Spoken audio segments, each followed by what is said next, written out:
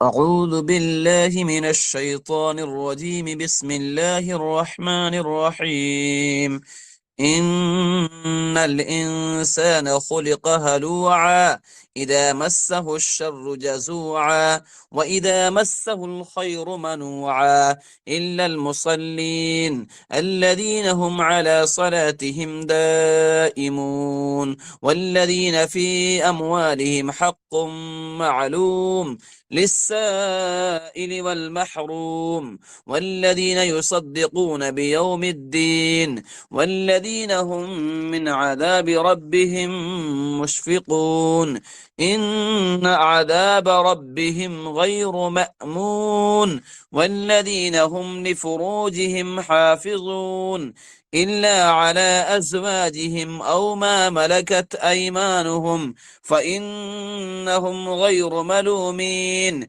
فمن ابتغى وراء ذلك فأولئك هم العادون والذين هم لأماناتهم وعهدهم راعون والذين هم بشهاداتهم قائمون والذين هم على صلاتهم يحافظون أولئك في جنات مكرمون.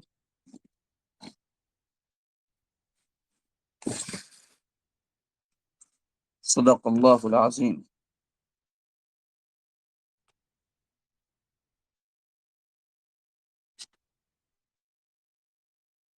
ان الانسان خلق ہلوعا، ان الانسان بے شک انسان خلق پیدا کیا گیا ہے، ہلوعا کم ہمت، بے صبرا، اذا مسہ جب اس کو پہنچتی ہے الشر برائی، جزوعا تو گھبرا جاتا ہے، وَإِذَا مَسَّهُ اور جب اس کو پہنچتی ہے الخیر بھلائی، منوعا تو بخیل بن جاتا ہے، بہت روکنے والا بن جاتا ہے، الا المصلین مگر نمازی لوگ اس سے مستثنا ہے، الذین جو کہ ہم علی صلاتہم وہ اپنی نمازوں پر دائمون ہمیشہ رہنے والے ہیں، والذین اور وہ جو فی اموالہم ان کے مالوں میں حق معلوم مقررہ حق ہے، متعین حق ہے، للسائل مانگنے والے کے لیے، والمحروم اور بے نصیب کا، والذین اور جو یصدقون تصدیق کرتے ہیں بیوم الدین قیامت کے دن کی، والذین ہم اور جو کہ وہ من عذاب ربہم اپنے رب کے عذاب سے مشفقون ڈرنے والے ہیں، ان عذاب ربہم بے شک ان کے رب کا عذاب غیر مامون بے خوف نہیں، والذین اور جو کہ لفروجہم اپنی شرمگاہوں کی حافظون حفاظت کرنے والے ہیں، الا علی ازواجہم مگر اپنی بیویوں سے، او ما ملکت یا جن کے مالک ہیں، ایمانہم ان کے دائیں ہاتھ، فانہم پس بے شک او غیر ملومین ملامت کیے ہوئے نہیں ہیں، فمن ابتغى وراء ذلک فمن ابتغى پس جس نے چاہا وراء ذلک اس کے سوا، فاولئک تو وہی ہے العادون حد سے بڑھنے والا، والذین اور جو ہم وہ لاماناتہم اپنی امانتوں کے، وعہدہم اور اپنی پیمانوں کی، راعون رعایت کرنے والے ہیں، والذین اور جو کہ وہ بشہاداتہم اپنی گواہی پر قائمون قائم رہنے والے ہیں، والذین ہم اور جو کہ وہ علی صلاتہم اپنی نمازوں پر اپنی نمازوں کی یحافظون حفاظت کرنے والے ہیں، پابندی کرنے والے ہیں، اولئک فی جنات مکرمون وہی لوگ کیا ہوں گے، باغوں میں ہوں گے عزت کیے ہوئے۔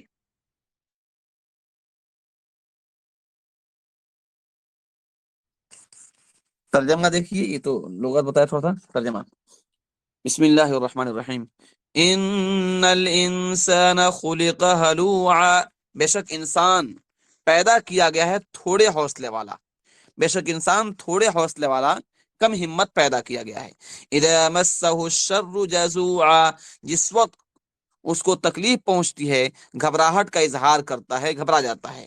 وَإِذَا مَسَّهُ الْخَيْرُ مَنُوعًا، اور جس وقت اس کو خیر پہنچتی ہے تو بخیل بن کر بیٹھ جاتا ہے۔ إِلَّا الْمُصَلِّينَ الَّذِينَ هُمْ عَلَى صَلَاتِهِمْ دَائِمُونَ، مگر نمازی وہ لوگ جو اپنی نمازوں کی پابندی کرتے ہیں۔ وَالَّذِينَ فِي أَمْوَالِهِمْ حَقٌّ مَّعْلُومٌ، اور وہ لوگ جن کے مالوں میں ایک متعین حق مقرر ہے، للسائل والمحروم، مانگنے والے کے لیے اور محروم کے لیے۔ والذین، اور وہ لوگ یصدقون بیوم الدین، جو تصدیق کرتے ہیں بدلے کے دن یعنی قیامت کے دن کی۔ والذین هم من عذاب ربهم مشفقون، اور وہ لوگ جو اپنے رب کے عذاب سے ڈرتے ہیں۔ ان عذاب ربهم غیر مأمون، بے شک ان کا رب کا عذاب بے خوف ہونے کی چیز نہیں ہے۔ والذین هم لفروجهم حافظون، اور وہ لوگ جو اپنی شرمگاہوں کی حفاظت کرتے ہیں۔ الا علی ازواجہم او ما ملکت ایمانہم، سوائے اپنی بیویوں کے یا جن کے مالک ہیں ان کے ہاتھ۔ فإنہم غیر ملومین، بے شک وہ ملامت نہیں کی جائیں گے۔ فمن ابتغى وراء ذلک، پس جس نے تلاش کی اس کے علاوہ کوئی صورت، فأولئک هم العادون، بس یہی لوگ ہیں حد سے تجاوز کرنے والے، حد سے بڑھنے والے۔ والذین هم لأماناتهم وعہدهم راعون، اور وہ لوگ جو اپنی امانتوں کی اور اپنے عہد یعنی وعدوں کی کیا کرتے ہیں؟ رعایت کرتے ہیں۔ والذین هم بشہاداتهم قائمون، اور وہ لوگ جو اپنی شہادتوں پر، اپنی گواہیوں پر قائم رہتے ہیں۔ والذین هم علی صلاتهم یحافظون، اور وہ لوگ جو اپنی نمازوں کی حفاظت کرتے ہیں۔ اولئک فی جنات مکرمون، یہ لوگ باغوں میں ہوں گے جن کی عزت کی جائے گی۔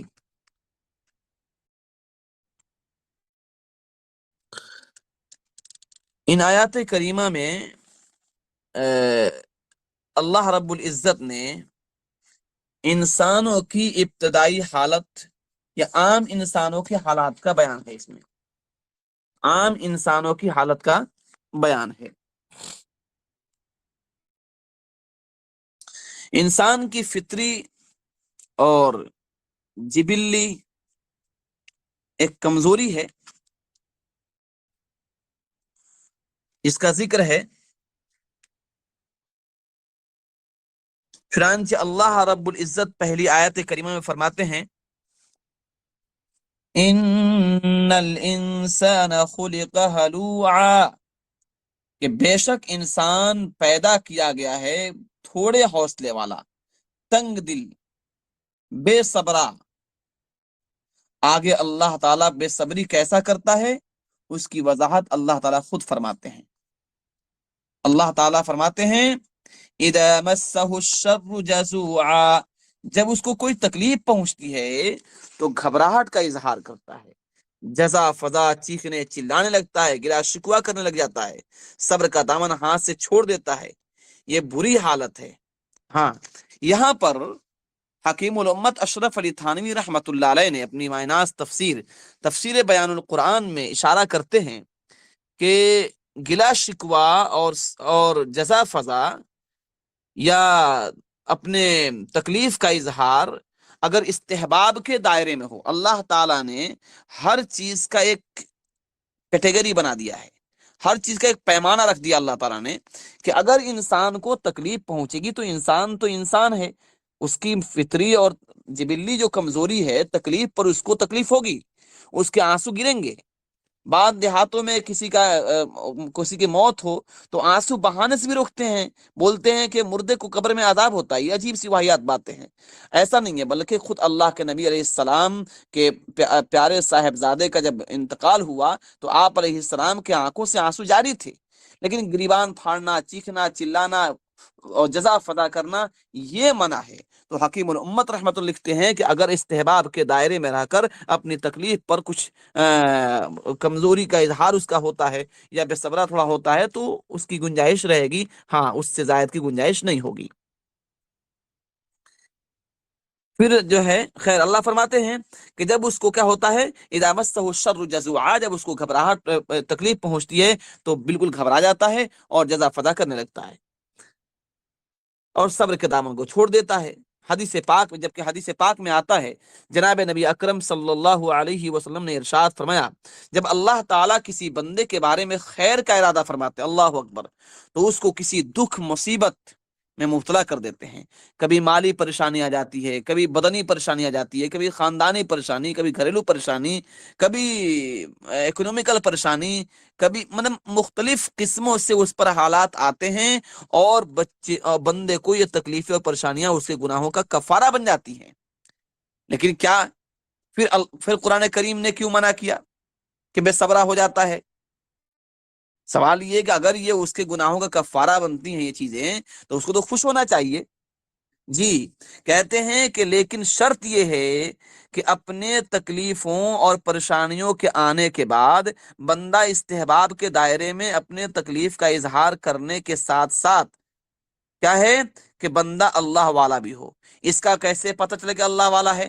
حکیم الامت اشرف علی تھانوی رحمت اللہ علیہ سے کسی نے سوال کیا کہ حضرت یہ پہچان کیسے ہوگی کہ کون بندہ اللہ والا ہے؟ یہ اس پر تکلیف جو آئی ہے وہ تکلیف اللہ تعالی کی جانب سے اس کے گناہوں کا کفارہ بننے کے لیے اور اس کے درجات کو بلند کرنے کے لیے آئی ہے۔ حکیم الامت رحمت اللہ لکھتے ہیں کہ اگر اس کے اعمال جو اس کے دن کے، یعنی جو اس کے کیا بولتے اس کو ٹائم ٹیبل میں، جو اس کے زندگی میں جو اعمال حسنہ یعنی اچھے اعمال جو چلے آ رہے تھے اس میں فرق نہیں پڑے، نماز جیسے پڑھ رہا تھا اسے نماز بھی پڑھ رہا ہے، تلاوت بھی کر رہا ہے، اگر کسی وقت کسی مشغولی کی چھوٹ جائے تو بعد میں اس کو پورا کر لے رہا ہے، یعنی اس میں کمی نہ ہو بلکہ اور اللہ سے تعلق اس کا بڑھ جائے اور اللہ کے سامنے رونے لگے، تو سمجھ لیجئے کہ یہ مصیبتیں اس پر مصیبت بن کے نہیں آئی ہے، اللہ تعالیٰ اس کے درجات کو بلند کرنا چاہتے ہیں اور اس کے گناہوں کو معاف کرنا چاہتے ہیں۔ تو بعض لوگ، نادان لوگ سمجھتے ہیں کہ کسی بزرگ کو کوئی تکلیف ہو جائے ہے، کیسے اللہ والے ہیں؟ اگر اللہ والے ہوتے تو کیا اللہ ان کو ایسی مصیبت دیتا ہے؟ ان کو یہ بہت ہی بری بات ہے، بلکہ جو اللہ کا جتنا قریب ہوتا ہے اس کو تکلیفیں اتنی ہی برداشت کرنی پڑتی ہے۔ خود آقا علیہ السلام فرماتے ہیں کہ دنیا کے تمام انسانوں سے زیادہ میں تکلیف میں اٹھایا ہوں، اور انبیاء جو ہیں انبیاء تکلیف اٹھاتے ہیں سب سے زیادہ، پھر میں انبیاء میں سب سے زیادہ تکلیف میں نے برداشت کی ہے۔ فارسی کا شعر ہے، نزدیک آرا بیش بود حیرانی، جو جس کے کسی کے قریب ہوتا ہے تو اس کو بہت سے آزمائش سے دوچار ہونا پڑتا ہے۔ یہ تو دنیا کا نظام ہے، تو اللہ سے جو قریب ہوگا اللہ تعالیٰ بھی اس کو مختلف انداز سے آزماتے ہیں۔ آپ پیغمبر علیہ السلام کے واقعات کو اٹھا لیجئے، ابراہیم علیہ السلام کو آگ کے تپش میں ڈلوایا گیا، اور پھر اس کے بعد کیا بولتے اس کو، حضرت ایوب علیہ السلام کے ساتھ آزمائش ہوا، حضرت یونس علیہ السلام کو مچھلی کے پیٹ میں ڈال دیا گیا، حضرت عیسیٰ علیہ السلام کے ماں پر کیسے کیسے الزامات لگے، اور جتنے بھی انبیاء علیہ السلام آئے ہیں، کسی کو آرے سے چیر دیا گیا، کسی کو سولی پہ چڑھانے کی کوشش کی گئی، مختلف انداز سے انبیاء کو تکلیفیں دی گئی ہیں۔ یہ جو ہے تکلیف کا پہنچنا، یہ انسان کے برا ہونے کی پہچان نہیں ہے۔ بہرحال فرمایا کہ جس وقت تکلیف پہنچتی ہے انسان کو تو جزا فرجا کرتا ہے، روتا پیٹتا ہے، ہائے بائے کرتا ہے اور چیختا چلتا ہے، یہ صحیح نہیں ہے۔ وَإِذَا مَسَّهُ الْخَيْرُ مَنُوعًا۔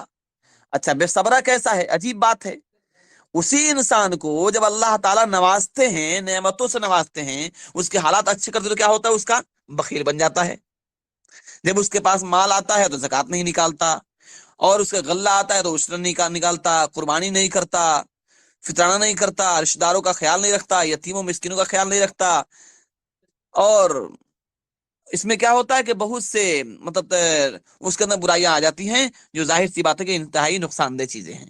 آگے اللہ تعالیٰ کہتے ہیں الا المصلین، مگر وہ جو نمازی ہیں وہ ایسے نہیں ہیں، یعنی سارے انسان برے نہیں ہیں، اکثریت بروں کی ہے۔ آگے اللہ تعالیٰ نے نمازیوں کے اوصاف بیان فرمائے ہیں۔ کیسا نمازی؟ نمازی تو ہم بھی ہیں، نماز تو ہم لوگ بھی پڑھتے ہیں، اللہ کہتے ہیں وہ نمازی بھی کیسے ہوں گے، ان کی صفات سنیے۔ اللہ فرماتے ہیں الذین هم علی صلاتهم دائمون، وہ لوگ جو اپنی نمازوں پر مداومت یعنی پابندی کرتے ہیں، یہ نہیں کہ جمعہ پڑھی اور سنیچر چھوڑ دیا، اتوار پڑھی منگل چھوڑ دیا، پھر عید کی نماز پڑھ لی، تو یہ نمازی نہیں کہلائیں گے۔ نمازوں کی پابندی کرنے والا ہو اور پابندی بھی نماز کی طرح، یعنی نماز کو بھی اس کے حسن ادائیگی کے ساتھ، اس کے ارکان، اس کے سنت و مستحبات کی رعایت کرتے ہوئے نماز پڑھتا ہو، اس کا بھی خیال رکھنا چاہیے، کیونکہ نماز ہی نہیں ہوتی ہے بہت سے آدمیوں کی جو اس کی رعایت نہیں کرتے ہیں۔ خود حدیث پاک میں آتا ہے، ایک صحابی رسول مسجد میں آئے، انہوں نے جلدی جلدی نماز پڑھی، نبی علیہ السلام ان کو دیکھ رہے تھے، انہوں نے سلام پھیرا تو اللہ کے نبی نے کہا کہ صلی فإنک لم تصلی، جاؤ بھائی پھر سے نماز پڑھو، تم نے نماز نہیں پڑھی۔ پھر دوبارہ نماز پڑھے، پھر آپ نے یہی جملہ کہا، پھر آپ نے یہی جملہ کہا، 3 بار ہو گیا۔ وہ صحابے سے پوچھتے ہیں اللہ کے نبی میں کیسے نماز پڑھوں، آپ بتا دیجئے۔ کہا کہ صلی کما رأیتمونی اصلی، ایسے نماز پڑھو جیسے کہ مجھے تم نے نماز پڑھتے دیکھا ہے۔ تو نمازوں کو بھی نماز بنانا ہوگا۔ ایک صفت بیان ہوئی، دوسری صفت ہے والذین فی اموالہم حق معلوم، یعنی وہ نمازی کیا ہوں گے، اس کی صفت کیا ہوگی کہ وہ لوگ ہیں جن کے مالوں میں حق مقررہ ہے، معلوم ہے، یعنی کہ زکوٰۃ کا 40واں حصہ 2.5% نکال دیتے ہیں، اور عشر یعنی اگر ان کے پاس غلہ وغیرہ نکلتا ہے اس کا 10واں حصہ یا 20واں حصہ نکال دیتے ہیں۔ یہ سب جانتے ہیں۔ اگر ان مسائل کو کوئی اچھا، ان مسائل کو بہت سے لوگ جانتے بھی نہیں ہیں، پوچھتے بھی نہیں ہیں، ضرورت ہی محسوس نہیں کرتے ہیں۔ آدمی کو جان لینا چاہیے کہ اس کے پاس جو کچھ مال ہے اس کا ایک حق ہے، اور وہ حق کیا ہے، علماء اکرام سے رابطہ کر کے، مفتیان اکرام سے وہ مسئلے پوچھ کر اس پہ عمل کرنے کی کوشش کرنی چاہیے۔ آج کل بقرعید کا موقع آتا ہے تو ایک جانور کرتے ہیں اور سمجھتے ہیں کہ چھٹی ہو گئی، جبکہ اس گھر میں جتنے بالغ لوگ ہیں اور جتنے بالغوں کے پاس اتنا مال ہے کہ اس مال سے وہ صاحب نصاب بن جاتا ہے، تو ہر فرد پر الگ الگ قربانی دینا واجب ہے، لیکن اس چیز کو لوگ دیہاتوں میں نہیں کرتے ہیں۔ زیورات، خواتین، اس میں عورتیں، ہماری ماں بہنوں کا مسئلہ بھی بہت زیادہ ٹیڑھا یہ ہے کہ وہ خواتین جو ہیں اپنے زیوروں کا زکوٰۃ نہیں نکالتی ہے، جبکہ حضرت اسماء رضی اللہ عنہا کا ذکر ہے کہ ان کے ہاتھ میں ایک کنگن تھا، اللہ کے نبی کے پاس گئی، کنگن پہنی ہوئی تھی، اللہ کے نبی نے پوچھا اسماء کیا اس کا تم زکوٰۃ نکالتی ہو؟ انہوں نے کہا اللہ کے نبی کیا اس میں بھی زکوٰۃ ہے؟ آپ علیہ السلام نے کہا اگر تم نے اس کا زکوٰۃ نہیں نکالا تو کل تمہیں جہنم کے آگ کا بنا ہوا کنگن پہنایا جائے گا۔ زیوروں کی بھرمار ہے، لیکن یہ کبھی اتفاق نہیں ہوتی کہ معلوم کر لیں کہ ہمارے زیور کی قیمت کیا ہے اس وقت میں، اور اس قیمت کے حساب سے 2.5% زکوٰۃ نکال دے۔ یہ شوہروں پر ذمہ داری نہیں ہے، بلکہ خواتین جو رکھی ہیں ان کی یہ ذمہ داری کہ اپنے مال سے اس زکوٰۃ کو نکالے۔ اب ظاہر سے ان کے پاس مال کہاں سے آئے گا؟ تو اگر شوہر نے ان پر احسان کر دیا، ان کو ہدیہ کر دیا پیسہ، تو اس پیسے سے زکوٰۃ نکالے، اگر نہیں کرتا ہے تو ان کی ذمہ داری ہے کہ اس کو بیچ کر اس کا زکوٰۃ وہ ادا کریں۔ اسی لیے علم دین کا حاصل کرنا فرض ہے۔ حدیث پاک میں آتا ہے کہ حدیث ہے کہ طلب العلم فریضۃ علی کل مسلم، علم دین کا حاصل کرنا فرض ہے۔ اب سوال یہ ہے کہ فقہاء اکرام نے اس حدیث کے بنیاد پر کہا کہ علم دو قسم پر ہے، ایک ہے فرض عین اور ایک ہے فرض کفایہ۔ فرض عین کا مطلب کیا ہے؟ فرض عین کا مطلب یہ ہے کہ ہر مسلمان مرد عورت پر لازم ہے کہ وہ اتنا دین جان لے جس کے ذریعے سے حلال و حرام کی تمیز کر سکے، اپنے ڈپارٹمنٹ، اپنے زندگی کے جس شعبے میں زندگی گزارتا ہے اس شعبے میں اس کی زندگی شریعت کے مطابق کیسے گزرے گی، ان تمام چیزوں کو اس کو جان لینا ضروری ہوگا۔ اور فرض کفایہ یہ ہے کہ آدمی کسی علاقے میں ایک عالم ایسا بن جائے جو لوگوں کو مسائل بتاتا رہے اور لوگوں کے مسئلے کو حل کرتا رہے۔ ہر آدمی عالم تو نہیں بن سکتا، لیکن اپنے زندگی میں جو ضروریات پیش آ سکتے ہیں اس کے مسئلے کو جاننا ضروری ہے۔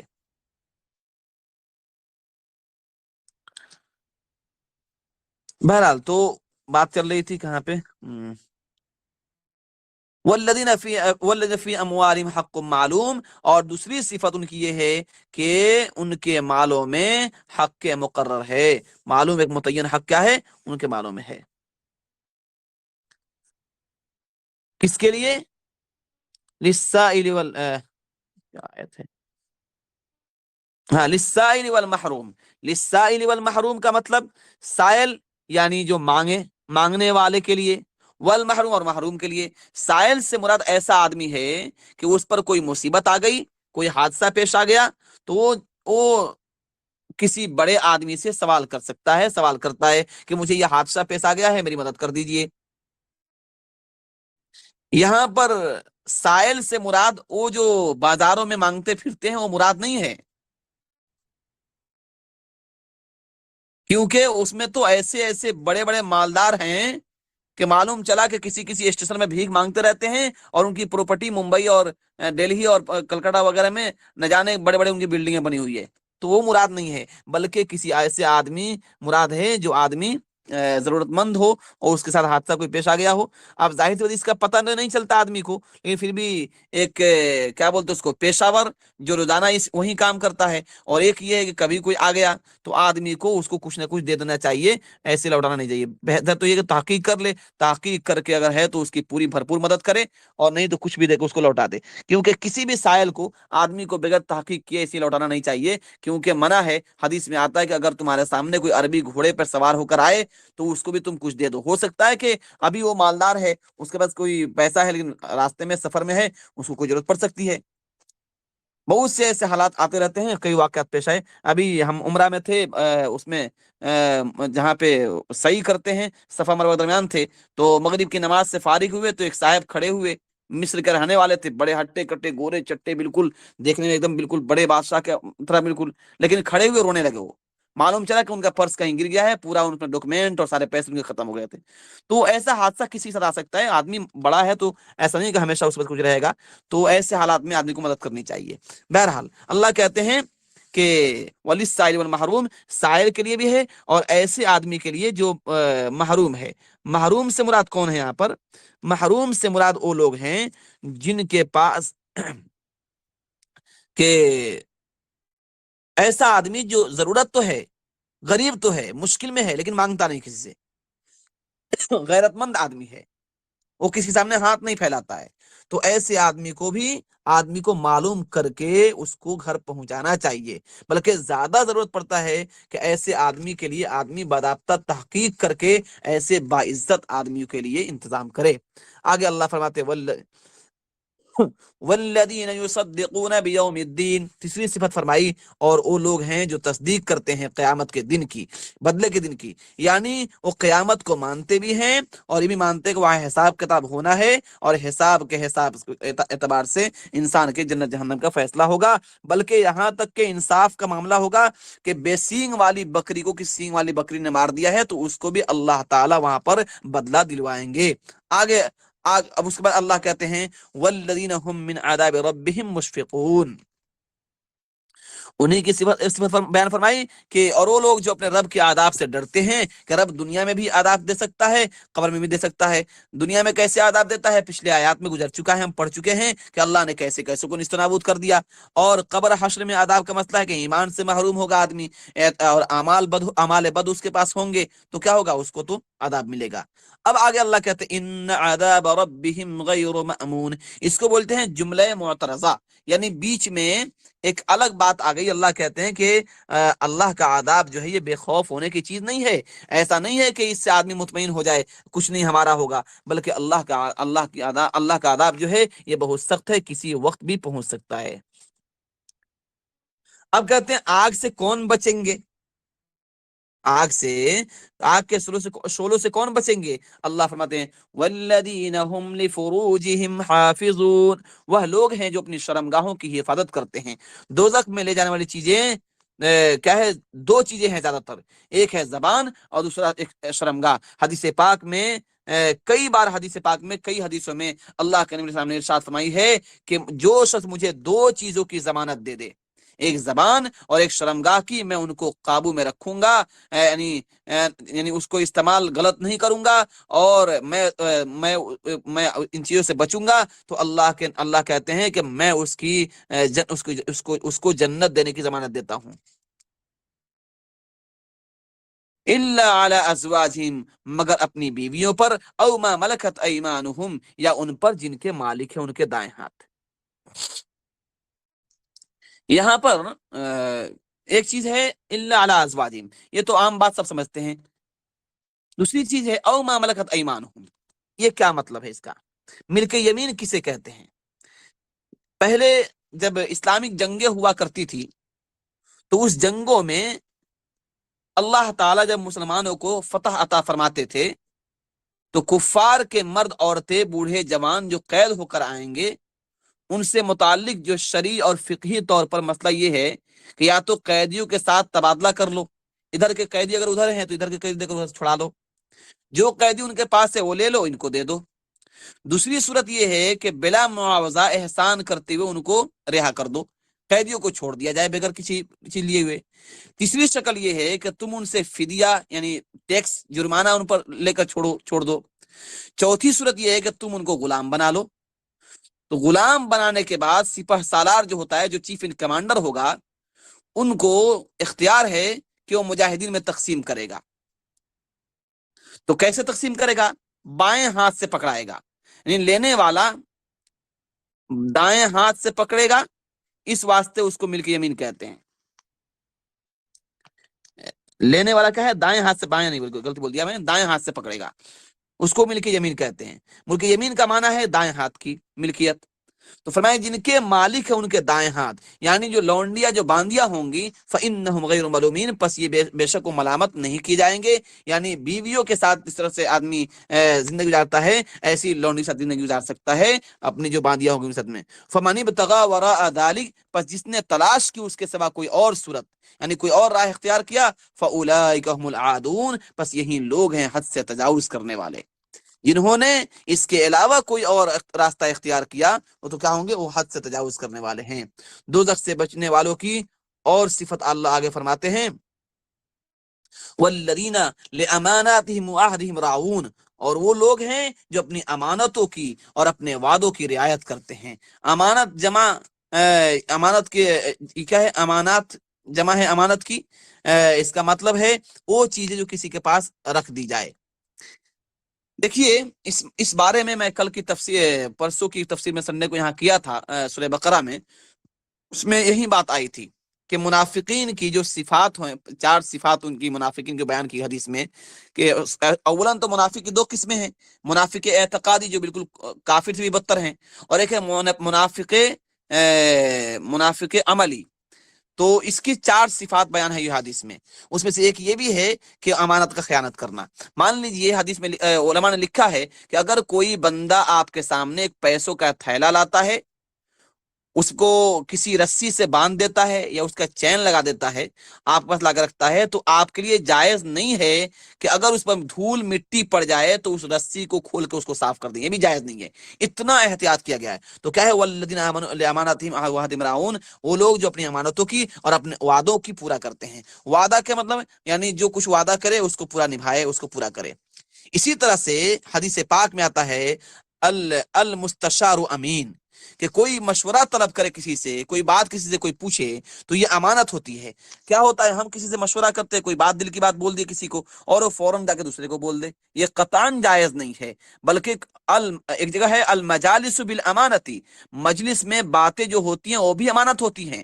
اور کوئی آپ سے کوئی پرسنل کوئی بات کرتا ہے اور وہ اگر کہیں ادھر ادھر دیکھتا ہو تو سمجھ جائیے کہ یہ چاہتا ہے کہ میری بات کوئی اور نہ سنے، تو وہ بندے پر لازم ہے کہ اس بات کو کسی اور سے نہ کہے، یہ قطعاً جائز نہیں ہے۔ اس میں ہم سب بہت غیر محتاط ہیں، ہم سے بڑی چوک ہوتی ہے، اور ہم لوگ جانے انجانے میں اپنی امانتوں میں خیانت کرنے والے بن جاتے ہیں۔ اور اس روح سے کیا ہوتا ہے کہ ہم لوگ اللہ کے نزدیک پکڑ میں آ جائیں گے اور آداب سے بچنے والوں میں نہیں ہو پائیں گے۔ اللہ ہم سب کی حفاظت فرمائے۔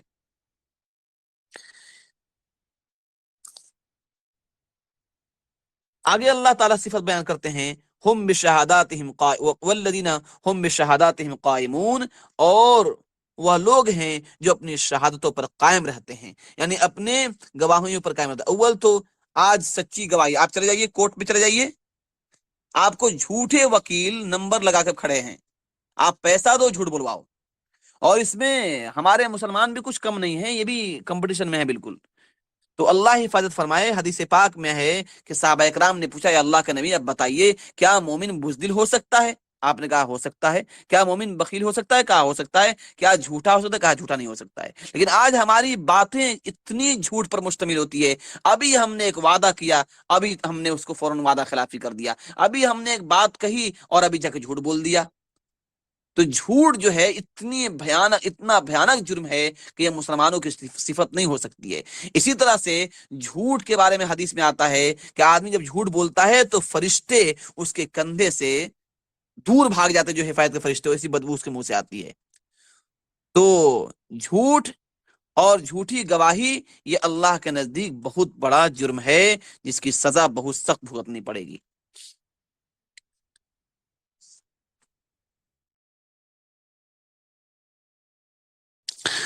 آگے آیت ہے والذین هم علی صلاتهم یحافظون، اور وہ لوگ ہیں جو اپنی نمازوں کی حفاظت کرتے ہیں۔ دوزخ کی آگ سے بچنے والوں کا ذکر نماز سے شروع کیا تھا اور پھر نماز پر ختم فرمایا۔ آپ ذرا غور کیجئے کہ قرآن مقدس نے نماز کی اہمیت کو کتنا اجاگر کیا ہے۔ قرآن کریم کے سینکڑوں آیات میں نماز اور زکوٰۃ کا ایک ساتھ ذکر آیا ہے، لیکن یہاں پر دیکھیے اس مضمون کی شروعات نماز سے ہوئی تھی۔ مضمون کی شروعات نماز سے ہوئی تھی، کس طرح سے کہ ہم الذین هم علی صلاتهم دائمون، اور یہاں پر والذین هم علی صلاتهم یحافظون، اور وہ لوگ جو اپنی نمازوں کی حفاظت کرتے ہیں۔ حدیث پاک میں آتا ہے کہ الصلاۃ عماد الدین، من اقامها اقام الدین ومن هدمها هدم الدین، جس نے نماز کو قائم کیا اس نے دین کو باقی رکھا، جس نے نماز کو چھوڑ دیا برباد کر دیا اس نے دین کو ستون کو اس نے گویا ڈھا دیا۔ ایک حدیث میں آتا ہے قرۃ عینی فی الصلاۃ، کہ نماز میری آنکھوں کی ٹھنڈک ہے۔ ایک نماز میں ایک حدیث میں آتا ہے من ترک الصلاۃ متعمدا فقد کفر، جس نے جان بوجھ کر نماز چھوڑ دی اس نے کفر والا عمل کیا۔ یہ تو امام ابو حنیفہ رحمۃ اللہ علیہ کا احسان ہے کہ انہوں نے یہ مطلب بیان کیا، ورنہ ائمہ ثلاثہ کے نزدیک خاص طور سے امام احمد بن حنبل رحمہ اللہ فرماتے ہیں کہ وہ آدمی کافر ہو گیا اور اسلامی حکومت میں اس کی گردن اڑا دی جائے گی۔ اور باقی دو امام کہتے ہیں کہ اگر وہ آدمی اگر نہیں مانتا ہے تو اس کو جو ہے اس کو قتل کر دیا جائے گا، نہیں پڑھتا ہے تو۔ اور امام ابو حنیفہ کہتے ہیں اس کو قید کریں گے، قید کر دیں گے جب تک وہ نماز نہ پڑھنا شروع کر دے۔ آج ہمارے بچے اگر ہمارے جیب سے 100 روپے نکال لیں تو اس کے لیے ہم ان پر سختی کرتے ہیں، ہماری بات نہ مانے سختی کرتے ہیں۔ نماز ہمارے گھروں میں ہماری بیویاں، ہمارے بچے، ہمارے گھر والے سب نمازوں میں سستی کر رہے ہیں، کسی کو احساس نہیں ہے کہ اس کو بولے۔ خود ہم نماز میں سستی کر رہے ہیں، دوسرے کو کیا بولیں گے؟ اللہ تعالی ہم سب کو نمازوں کی پابندی کرنے، اس کے سنت و مستحبات، اس کے واجبات کی رعایت کر کے نماز پڑھ کر جنت پانے کی اللہ توفیق عطا فرمائے۔ کوئی سوال ہو تو پوچھ لیں، وقت کم رہتا ہے، جلدی جلدی بولنا پڑتا ہے، اس میں تھوڑا سا خراب بھی لگتا ہے۔ بہرحال کوئی سوال ہو تو پوچھ سکتے ہیں۔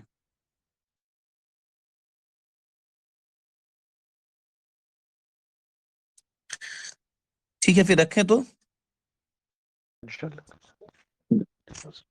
السلام علیکم ورحمۃ اللہ۔